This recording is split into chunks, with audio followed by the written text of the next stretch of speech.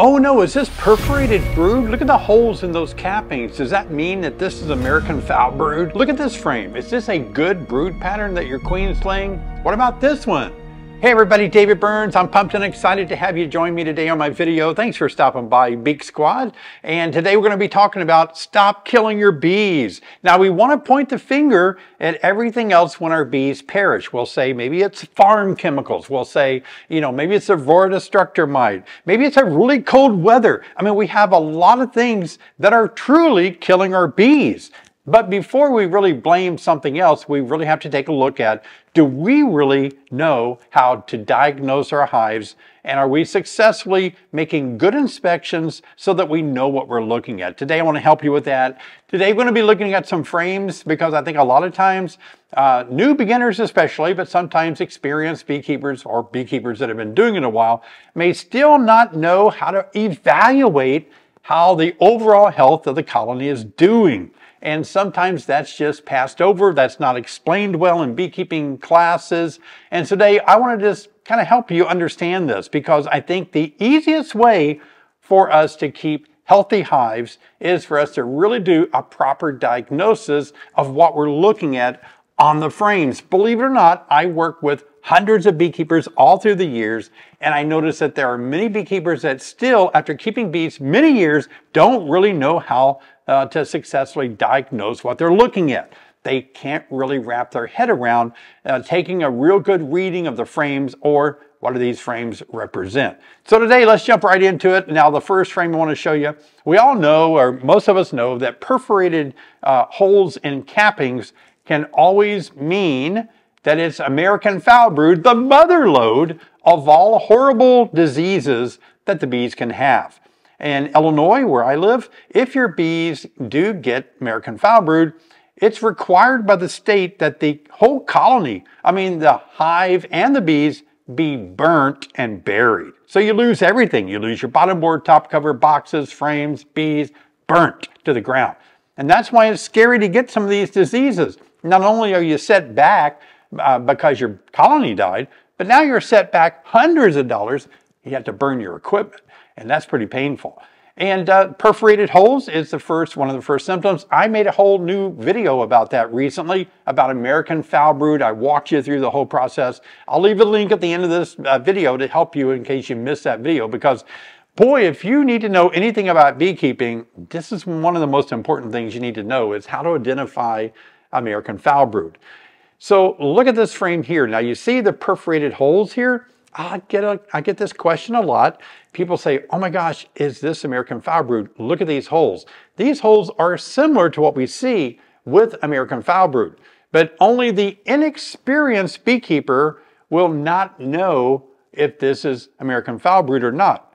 And let me explain it very simply, is because we're looking at a frame here that is not a brood frame. Brood is the young larvae or the eggs, larvae or pupae. And so here we're looking at a frame that is honey. That is capped over honey in most of the area there. But in these areas where it hasn't yet been capped over, you can see they're trying to cap it down lower into the frame. They're just closing it in. Or sometimes they open it up a little bit to get a little bite from lunch, I guess. So in this case, no way this is American foul brood, even though we see perforated holes, because this isn't brood. American foul brood only is visible in the brood area.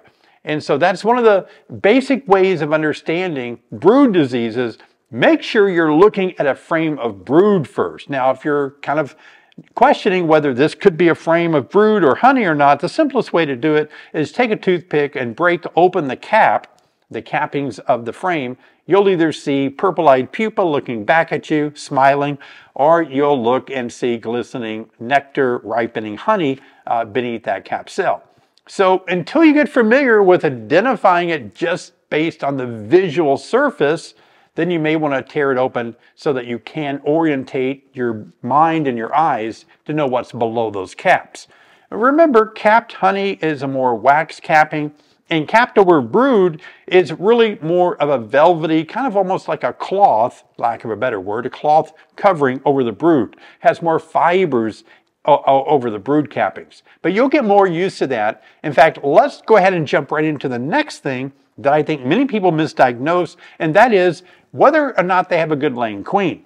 Now, the perfect brood pattern is one that has very few spots where she did not lay an egg. And we call these empty cells. So we evaluate the queen's laying pattern by capped cells. We call it a, oh wow, look at this. This is a good brood pattern. Perfect laying pattern. Look how smooth and filled out. We call it a solid brood pattern because there's very few places that the queen didn't lay an egg. You'll always have some places, and those few places where it's not capped over, that could be because the bee may have already recently emerged, or it could be a spot that's defected on the comb. Sometimes even the plastic foundation has little knobs on the bottom. I guess the machines have to have something there occasionally, and sometimes those get left from being an egg being laid there. Also, it could be that they may have accidentally put some pollen in there or some honey in there, and the queen's not going to lay her egg there. So it's not uncommon to see some holes here and there in a brood pattern.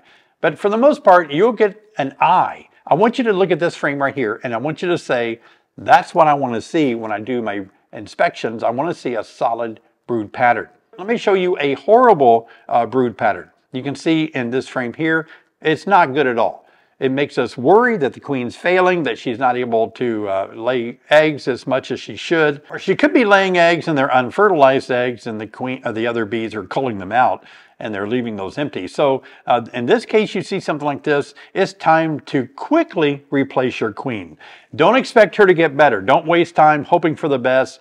You need a queen ASAP. You see this terrible brood pattern like this, call it quits on the queen, find her, and then take her out of the hive, and then wait about 24 hours, and then introduce a new mated queen behind some candy on a queen cage. Let them eat that candy out and get that new queen going to work for you as soon as possible. And finally, we jump into resources. A lot of us are concerned about our bees having either too much resources in the hive or not enough. How can a hive ever have too much resources? How's that possible? Well, one of the ways that we can see too many resources in the hive is, especially in the spring, when bees start bringing a lot of pollen in, sometimes the hive can become pollen bound or honey bound, nectar bound.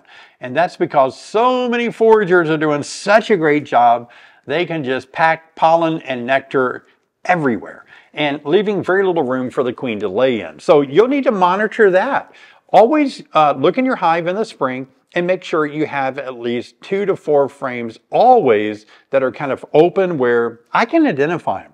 I've kept bees long enough, but I can tell that, you know, you can take a frame even like this one here, and if you see a frame like this is the kind of frame that you can tell the queen is going to lay in. Now, this is a super, I didn't have it deep to show you, but this is a drawn frame that is ready to be laid in because, you know, has no resources in it, and they've kind of prepared it. So all throughout your inspection, you want to be looking for frames like this that in your deep boxes, if that's what you're running, and you'll want to say to yourself, okay, there's 2 to 4 frames in my brood area where the queen has spaces to lay. Now, what if she doesn't? What if it is full of honey? What if it is full of nectar? What if it is full of pollen? And you really say, you know, if my queen was going to lay, there's no place she can lay.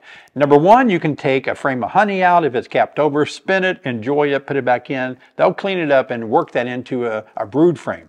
Now, if it's full of pollen or if it's full of nectar, some of the things you can do is move those frames further out away from the center of the hive and introduce either drawn comb like I've just shown you here that has nothing in it. Maybe an experienced beekeeper has this in storage, or you can just drop a frame in that hasn't been drawn out yet. Let the bees draw that out in the spring. As soon as they draw it out a little bit, the queen's right in there to start laying in it. But what you're doing is, in case you do get kind of jammed full of pollen or nectar in the spring, you're making space. Either move some frames out to your weaker colonies and put undrawn or drawn frames in there to give that queen more room to lay her eggs.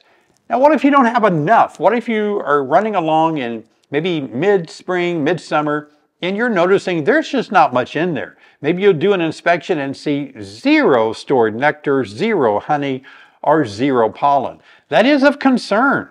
that means that you have a foraging issue. Either the foragers are the problem, you don't have enough foragers to go out, or you live in an area that's deprived of floral resources for the bees to bring things back in. So in that case, that's kind of tough to do. Most of us, if we're not running a honey super on top, would begin feeding our bees to help build them up. And I know it sounds weird to do in the spring or the summer, it's very unlikely. But in the case you see like your new package that you just installed, you don't see any resources at all, it's better to keep feeding them. Even a nucleus that may be suffering, you need to feed them until they get rolling. Now keep in mind, I never advise you to feed your bees when you're collecting nectar for your honey supers to harvest your honey. Don't feed during that time. You're going to get sugar water, your feed water in your honey. It's not a bad thing. It's not going to kill you. But technically, it's not honey from floral sources, and that's really what we're after. Pure, raw honey from our great fruit and vegetable and fruit trees around our area. But in the case you're not putting any honey supers on and you see they're really lacking resources, feed. You always need to go in there and look for these things. Make sure you don't have any diseases. You want to look for things like perforated brood, or you want to look for maybe some deformed wings on your bees. Make sure they don't have viruses. You can even look into the cells of your developing larvae. Make sure they're pearly white, glistening in there. You don't want to see brown or black or gray larvae. You want to see them really white, kind of pearly looking, glistening back. And then you always want to inspect your hive. Make sure you see eggs.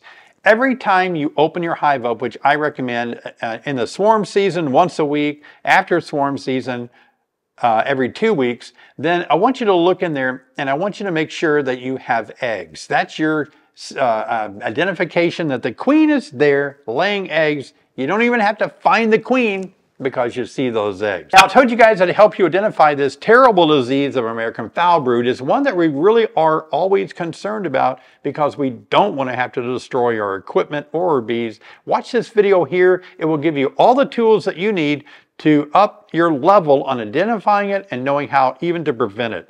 Look at this video here on American foul brood. See you guys over there.